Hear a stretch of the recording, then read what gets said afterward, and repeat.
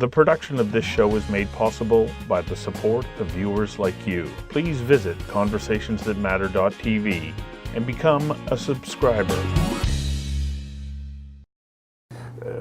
Thank you for joining me. My pleasure, Stu. Where are we when it comes to AIDS globally now? Because it's almost as though we stopped paying attention here in the Western world. Well, the reality is that the pandemic has always been a relatively large issue in the south of the world and a relatively smaller issue in the north of the world. At the same time, we have come a long way in terms of testing, treatment, and addressing the concerns of the people most affected, so that the painful and visual tragedy that was the pandemic in North America, say, in the 80s and 90s, has basically been dealt with. And so the success of our highly active antiretroviral therapy, the cocktail that we discovered, meaning us, here in Vancouver, in collaboration with a number of other people, back in 1995, which was announced in Vancouver at the conference, international conference in 1996, made it so that death rates precipitously drop. The likelihood of people progressing to AIDS diminished dramatically.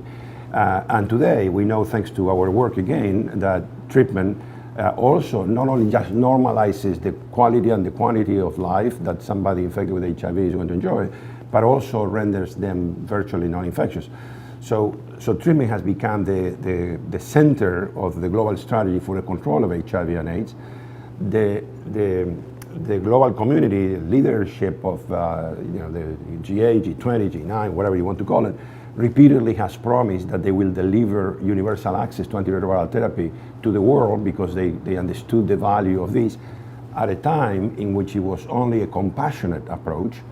And when we turned the equation up, we crank it up all the way exponentially by demonstrating that not only this was compassionate, but actually it was a game ender. It could actually bend the curves, morbidity, mortality, transmission, new infections, everything that relates to HIV and AIDS could be dramatically altered. Then all of a sudden, our global leadership lost interest. Why? Because their voters lost interest, because there was no longer fear. You see, infections in the south don't hurt in the north. We're oblivious to it. Even the communities most affected in our own environment have moved on. If you were an activist in the 80s, you were fighting for your life. Far beyond the fact that you could be concerned about Africa or Haiti or whatever, you were fighting for your life. And you had friends and peers who were going wasted and had Kaposi sarcoma, and they were going blind. It was devastating. So this was fear.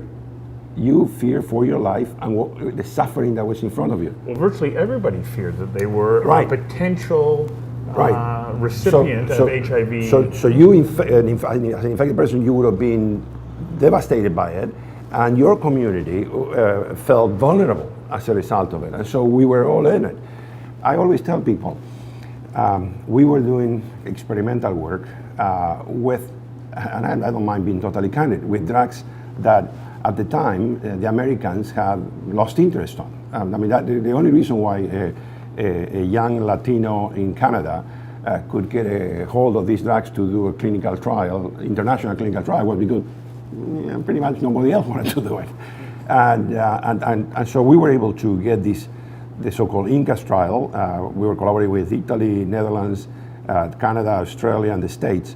In fact, that was in the 90s.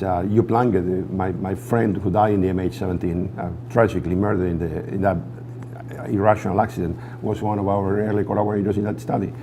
And that study matured in December 1995. And when I went to the virologist that was doing the sophisticated virology for us, he turns to me and he says, there's something wrong here because I can't grow the virus. And the question was, is it wrong, or could it be that the treatment is working better than we anticipated? We figured it out. It was the treatment that was actually working. This is here in Vancouver. This is here in Vancouver. Within 2 months, a group in the United States announced similar results from another triple therapy cocktail. Within 6 months, we had written new guidelines. We presented it at the Vancouver conference in July 1996. We created such a wave of optimism that the norms that we put out in Vancouver were adopted by the north of the world in 1996, and then in 2000 by the south of the world. Now, what people don't realize is that those were phase 2 studies. You know, people don't need to understand what a phase 2 study, but a phase 2 study is an exploratory study that under no circumstances you would be allowed to make a clinical decision based on it, because it's purely just to see what happens. It's almost at the theoretical level. Right, and so typically for you to do to craft a new guideline, you would be expected to do a large phase 3 trial with clinical endpoints to see what really happens in terms of disease evolution, whatever. But why could that happen? Because there was panic. And so people were dying. People were dying. This is like Ebola today. Yeah. People will break all the rules, within reason, to accelerate the development of a new therapy or a new vaccine for Ebola, because people are scared. Even though the likelihood that Ebola is going to come here is remote, we just don't want even to have that discussion. We'll cut every corner with, hopefully with the appropriate rationale to get there. And the 90s were like that. What I regret, if you want, is that we, having solved the problem and having sort of bring a solution to the acute issue that was AIDS in the 80s and 90s, we actually handicap our own ability to generate the public outcry that would be necessary to tell Mr. Harper, you have to do something about AIDS, domestically and internationally. Where are we at domestically then? Because I know globally we're shy of about 40 million people that have AIDS. Where are we at domestically? Well, domestically, it's a very haphazard map that we're looking at. It's very sort of a meal piece kind of situation.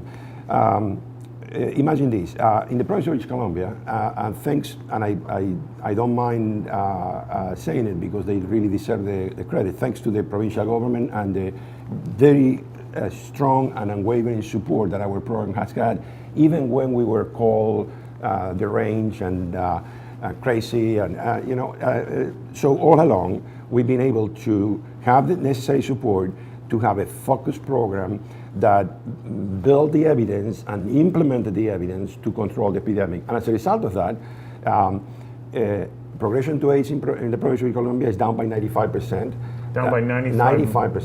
95%. Death from AIDS is down by 95%. We have virtually eliminated mother-to-child transmission, to the point that today a woman infected with HIV, say person comes to my office first day today, age 20, Dr. Montaner, I just tested positive for HIV. I would have said to that person a decade ago or two, well, sorry, your survival is compromised, your reproductive life is compromised, all kinds of handicaps here and there and everywhere. Mm-hmm. Today I will say, look, your lifespan is absolutely dramatically compromised. You were looking at a 10-year lifespan in the 80s, maybe 20 in the, say, 90s. Today we're looking at 55 years of healthy life added to that person. Or more. So we can't tell. But we have the certainty that our treatments today, if taken appropriately on a long-term basis, will take that person to beyond retirement age. Normal lifespan. And we have decreased new infections by 66% in British Columbia overall, predominantly among injection drug users, because of the very aggressive harm reduction practices that the government of British Columbia has been willing to embrace. Insight, needle exchange, opioid substitution, all of that. Contrast that to Saskatchewan. Our epidemic is going like this. The Saskatchewan epidemic is going like that. And 70% of the new cases in Saskatchewan are among First Nations. Yeah. And the federal government still says they're not interested about talking about AIDS. Well, I mean, we can't be like that. Manitoba, the epidemic is going up like this. 40% of the new cases in First Nations. No other jurisdiction in Canada has shown the declines that British Columbia has shown. Why? Because we don't have a federal strategy to fight AIDS. We're one of the few developed countries that since 2006, not surprisingly, when the current conservative government took the lead of the country, we have not renewed our strategy. And the epidemic has continued to evolve. British Columbia has shown the world how to control the epidemic. Globally, the United Nations has come and taken our model and made it the cornerstone of the global fight, and Canada wasn't even at the party. We were at the United Nations General Assembly. I was there with the United Nations program, of which I'm a senior advisor, to unveil the crowning of the Made in BC strategy, the so-called 90-90-90, as the cornerstone for the global control of HIV and AIDS, and our federal government wasn't even represented. Our strategy currently calls for at least 90% of people be diagnosed, of those that are infected with HIV, be diagnosed globally by the year 2020, and at least 90% of those to be offered sustained and high-quality antiretroviral therapy, the cocktail, the famous HAART or triple therapy cocktail, and then 90% of those to be virologically suppressed, meaning that the treatment is working perfectly so that you have no detectable virus in the blood of that person. If we achieve the 90-90-90 by 2020, by the year 2030, we would have decreased the burden of disease, morbidity, mortality, and transmission by 90% compared to the 2010 year levels. That's because there's basically a 1-to-1 ratio, or a little bit more than a 1-to-1 ratio for somebody who's being treated and the likelihood of them being able to retransmit. Is that correct? Both. Yeah. There is a 1-to-1 ratio, if you want, from a person treated to progress to AIDS and premature death. So you solve the problem of the person that is infected with the treatment. The test and treat approach basically solves your problem if you're infected with HIV, but secondarily, it prevents the infections that you could generate.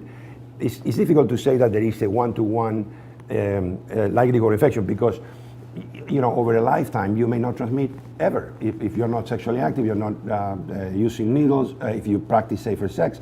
So, but while you may not transmit 1, I may transmit 10. So the average could be in the order of about 1. In general, for example, in Saskatchewan, we have a situation where the average is more than 1, and that's why the number of new infections continue to increase. In BC, the number of new infections is less than 1-to-1 because what we've done is by identifying people and bringing the treatment to them in a supportive fashion, we are basically subtracting them from the pool of infected potential HIV donors in the community. So in British Columbia, are we following the HAART protocol where we are responding the moment you are identified it's not what we're as doing, HIV? we have Pioneer here in British Columbia. So BC, going back a decade, was the first jurisdiction in the world that said, you know what, we're going to make the treatment free. The beauty of this was we were able to show that by investing a little bit more on bringing the treatment to the people, you actually, within a 3 to 5, 10 years period of time at the maximum, you actually start saving. Because as we have experienced in British Columbia, we just repurposed, you can say we closed the AIDS ward. We didn't close the ward. What we did is we made a statement, we used to have an AIDS ward, there is no more AIDS pandemic as it used to be. There are sporadic cases of AIDS here and there, but remember, we used to diagnose 2 cases of AIDS per day minimum in British Columbia back in the mid-90s. Today, we are lucky we see 1 a month. So let me ask you, what does it cost to provide this kind of treatment to an individual patient versus what does it cost to care for them? Right. That's if they get AIDS. So the equation is very simple. Because in British Columbia, it costs approximately $1,000 per month for the medication alone.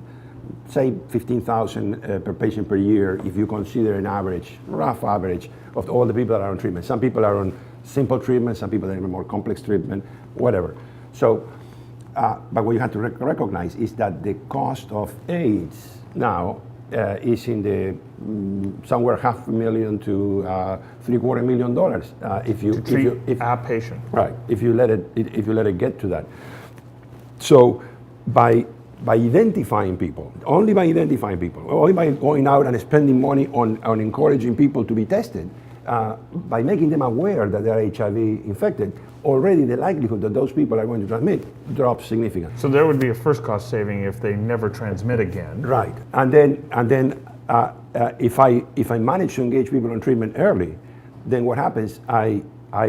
I prevent them from becoming ill, which saves me the hospital and the visits and the antibiotics for the infections, blah blah blah. But in addition, which are considerably higher than anything. Exactly, and the hospitalization, and then if the additional saving comes from the fact that the pool of people that are infected are no longer infectious, or virtually are no longer infectious because they are on effective treatment. But here's the thing, we live in a first world country where we can make all those kinds of calculations and say the infected population is this size. And in British Columbia we're doing it, but as you pointed out, we're not in Manitoba and Saskatchewan. Not yet, we're working on it. You go to Africa and you start to take a look at the numbers, South Africa in particular, it's enormous. How does the government of South Africa deliver $15,000 worth of medication a year to each person infected? Well, enter Bill Clinton. Enter Bill Clinton. President Clinton has been uniquely transformational in the field of HIV. And he has said it many times, I wish I would have done this when I was the president. To be honest with you, he had too many other things to worry about. But him. But you hadn't completed your work at that point, Right. So him having made this a priority has been transformational. He has actually played a critical role, among others, but he's to be singled out for it in changing the way we saw treatment for the south of the world. Today, the treatment that I described costing $1,000 a month or $1,100, $1,200 a month in British Columbia is available in the south of the world somewhere around 50 cents a day to maximum maybe 75 cents a day. So what I'm saying is, a day. Yeah. So what I'm saying is that you can get $15 a month. Yeah. So what I'm saying is that there is a lot of room for improvement. In fact, this model is now being discussed, not 100% applied, but it's being discussed for the newer treatments for hepatitis C that are going to be revolutionary.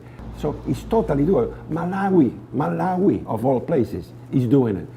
So the components are, just to be sure, HIV testing, yeah, free availability of treatment, and support. Remember, we are asking people who are infected with HIV to come forward.